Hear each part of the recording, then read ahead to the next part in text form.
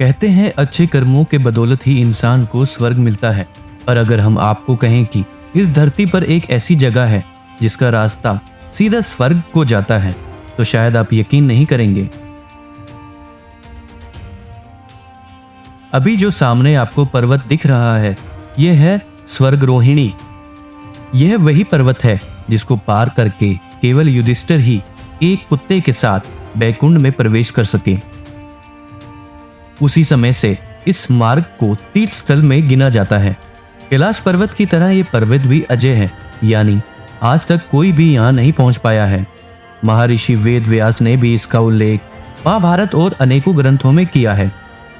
अब सवाल ये आता है, अगर धरती पर स्वर्ग है तो आज के आधुनिक युग में तो इंसान सीधा वहां क्यों नहीं पहुंच पाता? और अगर ऐसी कोई सीढ़ी है तो वो आखिर में कहां पे है? और क्या है स्वर्गरोहिणी पर्वत की कहानी? क्यों कहा जाता है इसको स्वर्ग का रास्ता? वीडियो शुरू करने से पहले आप सबसे गुजारिश है कि इस वीडियो को अंत तक जरूर देखें, और हमको यकीन है कि आपको स्वर्गरोहिणी पर्वत के बारे में बहुत कुछ पता चलेगा जो आपको किसी ने नहीं बताया होगा। साथ में हमारे चैनल को भी सब्सक्राइब करें।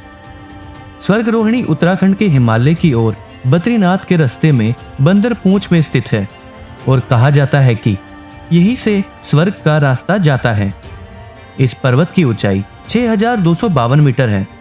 महाभारत में इस स्थान को बहुत महत्व दिया गया है। बताया गया है कि युद्ध के अंत में पांडव इसी मार्ग से पैदल चलकर स्वर्ग को जा रहे थे, तो उनके साथ एक कुत्ता भी गया। पर अंत में विजय सिर्फ युधिष्ठिर की हो पाई थी और बाकी लोग मृत्यु को प्राप्त हो गए। उसी समय से इस मार्ग को तीर्थ स्थल में गिना जाता है। स्वर्गरोहिणी जाने के लिए आपको बद्रीनाथ धाम से 10 किलोमीटर की दूरी पर लक्ष्मी वन, फिर 10 किलोमीटर आगे चक्र तीर्थ और उसके बाद 6 किलोमीटर आगे सतोपंथ झील से गुजरना पड़ता है। सतोपंथ झील यानी कि सत्य का रास्ता। महाभारत के अनुसार पांडवों ने स्वर्ग जाने के रास्ते में इसी पड़ाव पर स्नान और ध्यान लगाया था। इसके बाद ही उन्होंने आगे का सफर तय किया था। जितनी रहस्यमयी यह झील है, उतनी ही इस झील का आकार। आमतौर पर आप देखते होंगे कि झील चकोर या लंबी होती है, लेकिन सतोपंथ का आकार तिकोना है। मान्यताओं के अनुसार पांडव जब स्वर्ग की तरफ जा रहे थे, तब एक एक करके सभी पांडवों की मृत्यु हो गई थी, और फिर आखिर में भीम और युधिष्ठिर बचे थे। पर भीम की मृत्यु इसी स्थान पर हुई थी। पांडवों में केवल युधिष्ठिर ही सशरीर स्वर्ग पहुंचे थे और इस झील को पार कर सके थे। कहते हैं जिसने अपने पूरे जीवन काल में कभी कोई झूठ ना बोला हो, वही इसको पार कर सकता है। सतोपंथ झील से कुछ दूर आगे चलने पर स्वर्गरोहिणी पर्वत और ग्लेशियर नजर आता है। यहीं से शुरू होती है असली मुश्किलें। आज तक कोई भी इस पर्वत को पार नहीं कर पाया है। यह क्षेत्र वर्ष भर बर्फ से ढका रहता है। कहा जाता है कि इस यात्रा के दौरान आज भी इंसानों का साथ देने के लिए एक श्रान आ जाते हैं। ये श्रान कहां से आते हैं, इसका कोई भी पता नहीं लगा सका। इस वीडियो में जो आपको समतल वाली जगह दिख रही है, यहीं से स्वर्ग जाने की 7 सीढ़ियां हैं, जो कि सीधा स्वर्ग जाने का रास्ता है। कहा जाता है यहाँ पर बहुत सी रोशनी चमकती है। लोगों का बोलना है कि यहीं पे स्वर्ग का दरवाजा है, जिसका उल्लेख हमारे ग्रंथों और कहानियों में किया गया है। एक और बात जो बहुत आश्चर्य करेगी, वो यह है कि 7 सीढ़ियों में से सिर्फ 3 सीढ़ियां ही दिखाई देती हैं।